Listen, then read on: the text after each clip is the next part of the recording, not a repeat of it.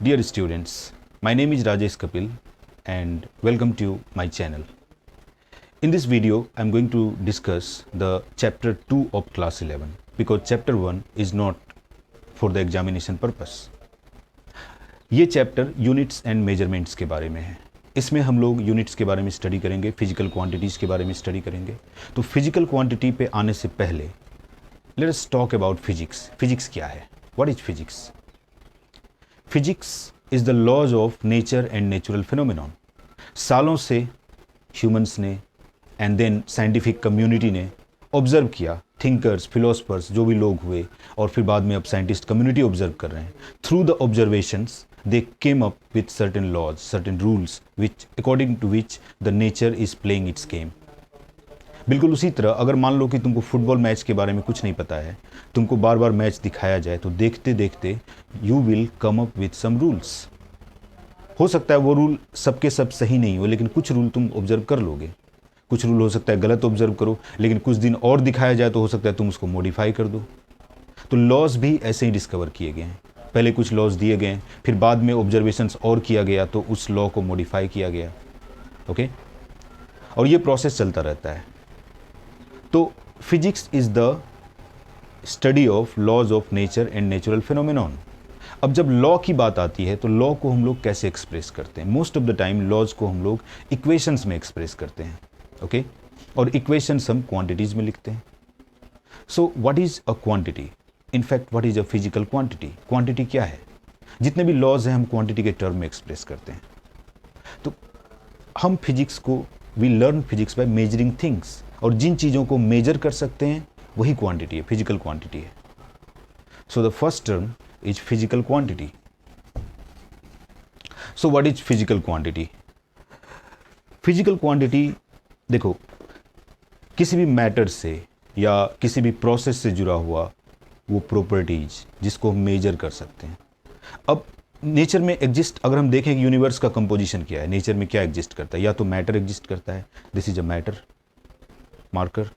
और क्या एग्जिस्ट करता है? फिनोमिनॉन एग्जिस्ट करता है. Electricity is a phenomenon. So matter या फिनोमिनॉन एग्जिस्ट करता है. इन्हीं से बना है हमारा पूरा world.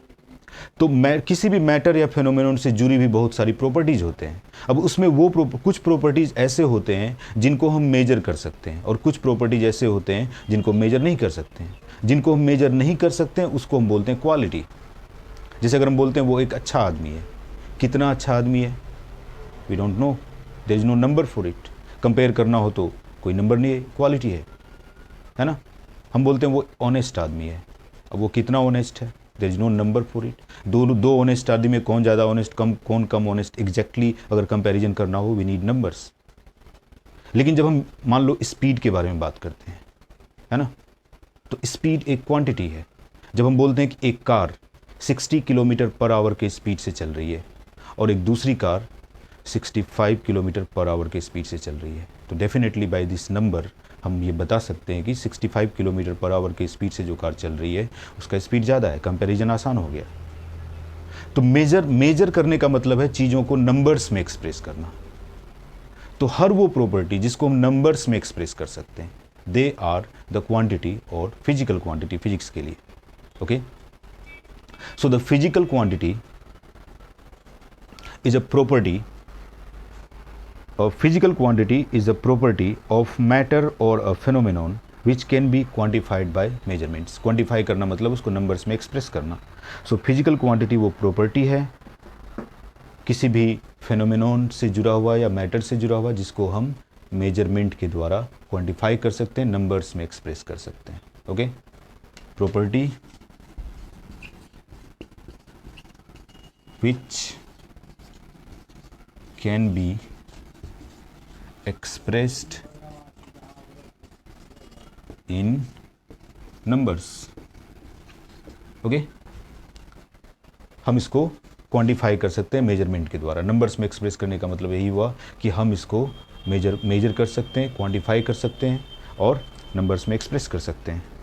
What are the examples of physical quantity? There are so many examples. Length, mass, speed, force, velocity. There are so many examples, और इसके बारे में तुम लोग पहले से भी जानते हो. नाउ अब हम लोग बात करते हैं एक्चुअल मेजरमेंट प्रोसेस क्या होता है। जैसे हम बोलते हैं क्वांटिटी वो है जिसको मेजर कर सकते हैं, वो प्रॉपर्टी जिसको हम नंबर्स में एक्सप्रेस कर सकते हैं। तो नंबर्स में एक्सप्रेस कैसे करते हैं, there is a process of measurement.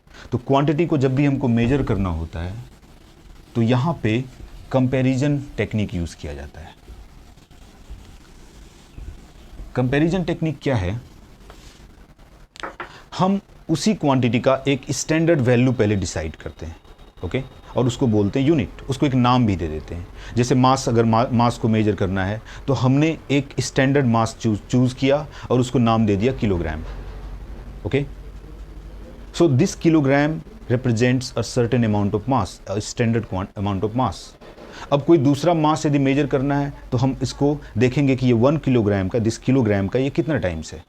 अगर दूसरा मास 5 किलोग्राम है, इसका मतलब ये 1 किलोग्राम का 5 टाइम्स है। और इस तरीके से मास को एक्सप्रेस कर सकते हैं, 5 किलोग्राम। जब हम ऐसा कर रहे हैं तो यहाँ पे 5 इसका न्यूमेरिकल वैल्यू है। 5 बताता है कि कितना टाइम है एक स्टैंडर्ड मास के, जिसको हम किलोग्राम हमने बोला है। मास के और भी यूनिट्स होते हैं, ग्राम होते हैं, ओके, पाउंड भी होते हैं, हम लोग आगे देखेंगे डिफरेंट यूनिट्स के बारे में। तो किसी भी क्वांटिटी का जब हम मेजरमेंट करते हैं, सबसे पहले हम उसके लिए एक यूनिट डिसाइड करते हैं, है ना। First of all we decide a unit,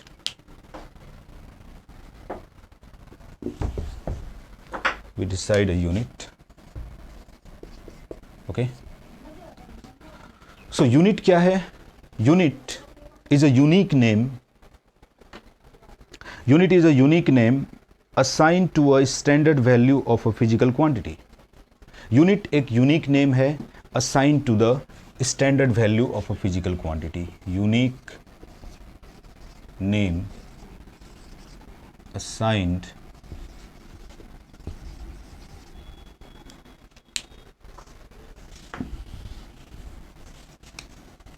to a standard value of a physical quantity, okay. और हम किसी भी क्वांटिटी को उसी के यूनिट्स में एक्सप्रेस करते हैं। Generally we measure each quantity in its own unit by comparison with the unit. Unit के साथ कंपैरिजन करके किसी भी क्वांटिटी को मेजर करते हैं। जब भी हम किसी क्वांटिटी को मेजर करते हैं तो क्वांटिटी का जो मेजरमेंट आएगा, मान लो अगर Q एक क्वांटिटी है, इसको मेजर करोगे तो इसका मेजरमेंट हमेशा इस फॉर्म में आएगा, N इंटू यू। N यहाँ पे न्यूमेरिकल वैल्यू है और U is the unit, okay, numerical value times unit. जैसे लेट अस सी सम एग्जांपल्स। मान लो अगर लेंथ हमने लिया 5 मीटर, मेजर किया किसी का लेंथ, तो it is actually 5 times of metre. 5 is the unit, sorry, 5 is the numerical value and meter is the unit. अब इसमें यदि हम यूनिट को चेंज करते हैं, एक यूनिट से दूसरे यूनिट में जाते हैं, तो न्यूमेरिकल वैल्यू चेंज करेगा। जैसे अगर 5 मीटर को हमने 500 सेंटीमीटर में चेंज कर दिया तो इसका न्यूमेरिकल वैल्यू चेंज कर गया, लेकिन क्वांटिटी रिमेन्स द सेम। ये 5 मीटर और 500 सेंटीमीटर दोनों सेम है, दोनों में कोई अंतर नहीं है, they are same, okay. Now ये तो हो गया यूनिट। सो अगर हम किसी क्वांटिटी का, फिजिकल क्वांटिटी का यूनिट को चेंज करें, मान लो किसी क्वांटिटी का वैल्यू n1 है इन यूनिट u1 और सेम क्वांटिटी का वैल्यू यूनिट बदलने से n2 हो जाता है in new unit u2, then n1 u1 must be equal to n2 u2। तो किसी क्वांटिटी का वैल्यू अगर u1 यूनिट में n1 है, उसी क्वांटिटी का वैल्यू अगर u2 यूनिट करने से n2 हो जाता है, तो product n1 u1 and n2 u2 will remain the same, they are not going to change, okay. So if we change the unit of a physical quantity, its numerical value changes but the quantity remains the same. If n1 is the numerical value of a physical quantity in unit u1 and n2 is the numerical value of the same quantity in unit u2, then n1 u1 will be equal to n2 u2. Now हम लोग physical quantity को classify करते हैं। Physical quantity को हम लोग classify कर सकते हैं 2 मेजर टाइप्स में। देखो फिजिकल क्वांटिटी तो बहुत सारे हैं, है ना, there are so many physical quantities, but एक अच्छी बात फिजिक्स में ये है कि all these quantities are not absolutely independent. There are only 7 quantities which are absolutely independent. बाकी के जो क्वांटिटी हैं उसको हम इसी से डिराइव करते हैं, वो इस पे डिपेंड करता है। ओके तो ये हमारे काम को थोड़ा आसान कर देता है। अगर जितने फिजिकल क्वांटिटी होते अगर इनके बीच कोई कोरिलेशन नहीं होता, सबके सब इंडिपेंडेंट होते, तो it would have been very difficult to deal with the quantities, है ना। सो फिजिकल क्वांटिटी के दो टाइप हैं, fundamental quantity and derived quantity. Fundamental quantity को हम बेस क्वांटिटी भी बोलते हैं और डिराइव्ड क्वांटिटी डिराइव्ड क्वांटिटी है। सो फिजिकल क्वांटिटी के दो टाइप हैं, let us see types of physical quantity, types of physical quantity।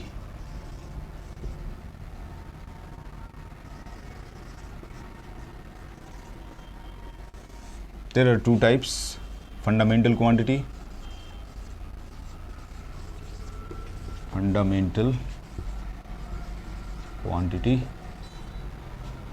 okay,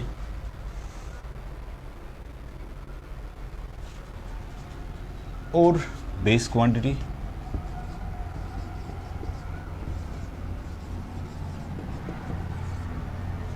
दूसरा टाइप है derived quantity,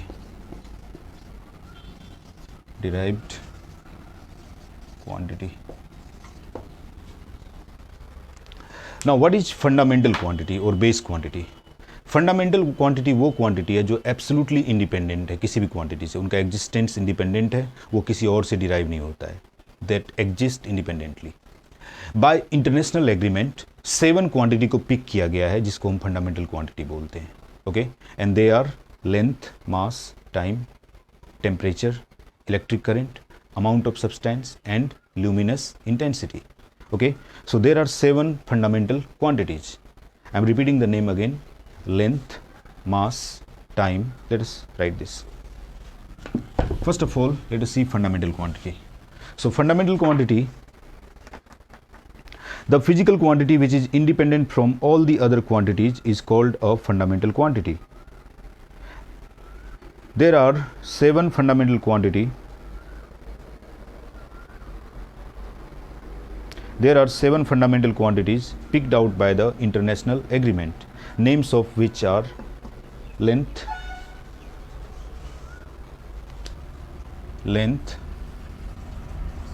mass, time, temperature,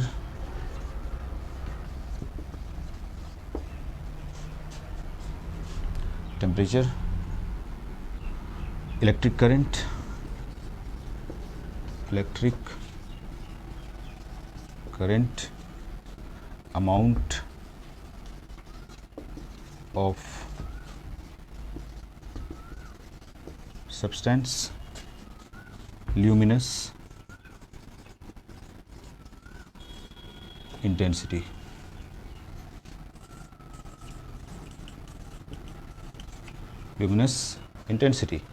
There are 7 fundamental quantities. Now derive quantities. Derive quantity वो quantity है जो हम fundamental quantity से derive करते हैं। They are not independent, they are dependent on fundamental quantities.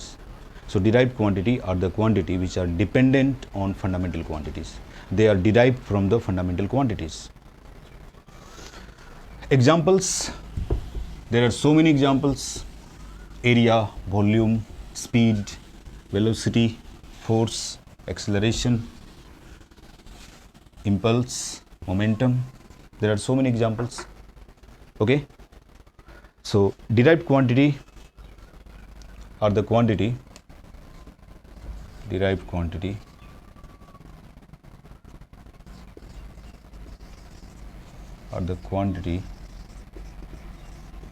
which are derived from the fundamental quantity, or we can say which are dependent on the fundamental quantities. Some of the examples, let us see: area, density,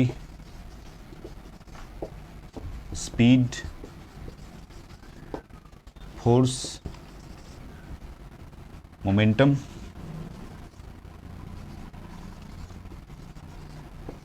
etc. Okay, so these are the derived quantities. Now fundamental units and derived units. The units of fundamental quantities are called the fundamental units, and the units of derived quantity will be called derived unit.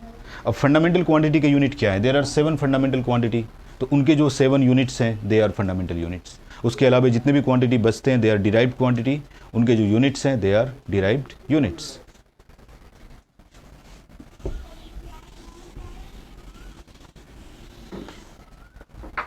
So fundamental units,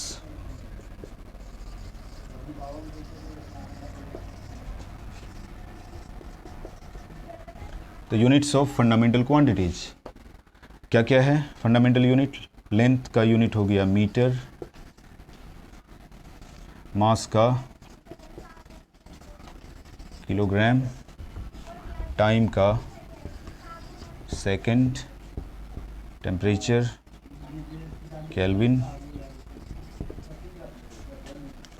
electric current का unit हो गया ampere, amount of substance mole, luminous intensity candela. Fundamental units. Derived units, the units of derived quantities are the derived units. जैसे area का unit metre square, speed का metre पर second, force का Newton, momentum का KG metre पर second, like that. Okay, अब देखो ये दो हो गया फंडामेंटल एंड डिराइव्ड. इसके अलावे भी दो और यूनिट्स हैं, दो और क्वांटिटीज हैं जिनको हम बोलते हैं सप्लीमेंट्री क्वांटिटी. सप्लीमेंट्री क्वांटिटी का डायमेंशन नहीं होता है, डायमेंशनलेस क्वांटिटीज़ है, और वो इन सब दोनों में से किसी की कैटेगरी हम कह सकते हैं वो डिराइव्ड की कैटेगरी में आएगा, क्योंकि वो लेंथ से डिराइव हो रहा है. So we can call it it is in the category of derived quantities. Okay, तो इसको हम अलग से स्पेशली पढ़ते हैं. तो दो तरह के क्वांटिटीज़ हो गए, फंडामेंटल एंड डिराइव्ड. इसके अलावे दो सप्लीमेंट्री क्वांटिटीज़ भी होते हैं. ओके, दो सप्लीमेंट्री क्वांटिटीज़ होते हैं. एक होता है प्लेन एंगल और दूसरा होता है solid angle. There are two supplementary quantities. Supplementary quantities. There are two supplementary quantities. The first one is plane angle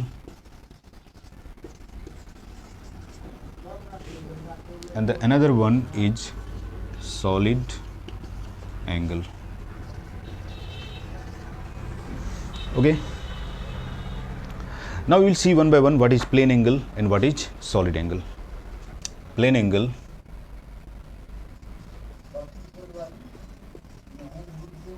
is showed by theta. Let us consider a circle like this. Okay,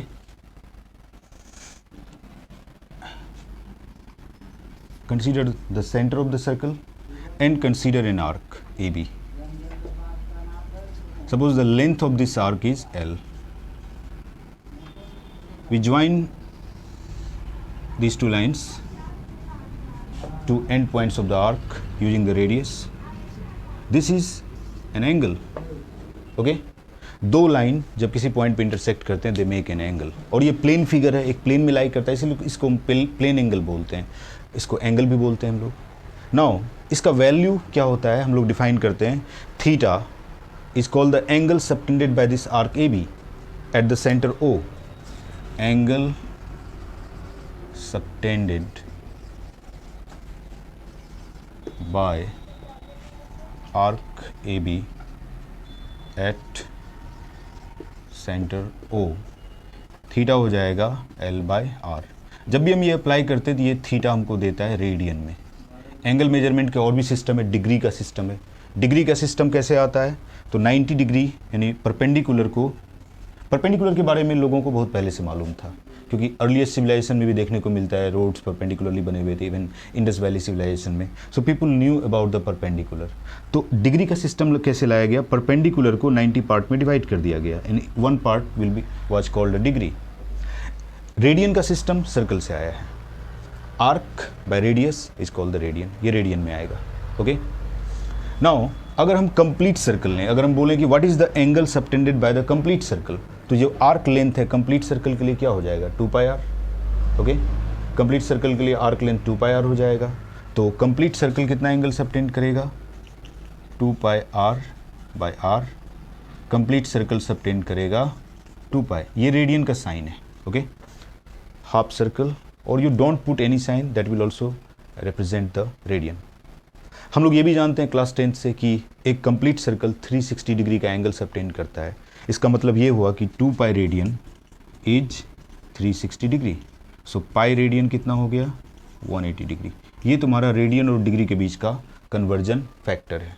okay, जब भी degree और radian में conversion करना होगा तुम इसको use कर सकते हो, पाई इक्वल टू 180 डिग्री। अब आते हैं सॉलिड एंगल पे। सॉलिड एंगल, इसको ओमेगा से रिप्रेजेंट करते हैं। ये ग्रीक अल्फाबेट है ओमेगा। ओमेगा, ये कैपिटल ओमेगा हो गया और ये हो गया स्मॉल ओमेगा। ग्रीक अल्फाबेट का लास्ट लेटर ओमेगा है। तो सॉलिड एंगल को ओमेगा से रिप्रेजेंट किया जाता है। सॉलिड एंगल क्या होता है, let us consider a sphere. जैसे हमने सर्कल लिया था एंगल के लिए, ये 3 डायमेंशनल वर्जन है एंगल का। Let us consider a sphere, ये इसका सेंटर है, इस पे हम एक सरफेस मार्क कर लेते हैं और इसका सरफेस एरिया मान लो S है। अगर हम इसके बाउंड्रीज को मिलाएंगे सेंटर से, तो यहाँ पे एक कोनिकल शेप का फिगर बनता है। कोनिकल शेप का फिगर बनता है, इसी को हम क्या बोलते हैं, सॉलिड एंगल बोलते हैं। कोनिकल शेप, जो आइसक्रीम खाते हो कोन वाला, ऐसा शेप। ओके, इसको बोलते हैं solid angle. Now solid angle subtended by this surface, क्योंकि यहाँ पे एक हुड शेप का आर्क बन रहा है, हुड शेप का सरफेस है, अम्ब्रेला शेप का। Solid angle subtended by this surface will be given by omega equal to S/r², और इसका यूनिट होता है steradian. S/r², steradian, steradian. Okay, steradian को शॉर्ट में हम लोग SR लिखते हैं। तो ये जब भी आएगा स्टेरेडियन में आएगा, omega equal to S/r², SR में आएगा ये स्टेरेडियन।